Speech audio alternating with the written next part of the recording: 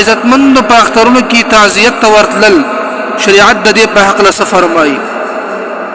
ته درې ورځې نه پس تعزیت کول محترم او دا مکروه دي البته که یو کس په موقع باندې موجود نه وي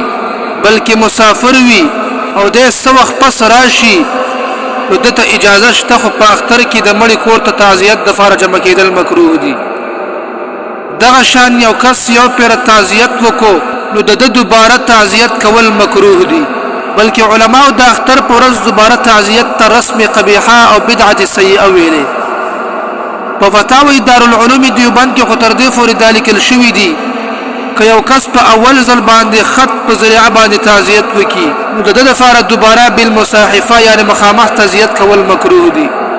زما عزتمن ورونو د داسې تعزیت نه ځان ساتل پکار دي ځکه محترم په دې سره د مړي د کور والا خفګان دوباره راځوندې کی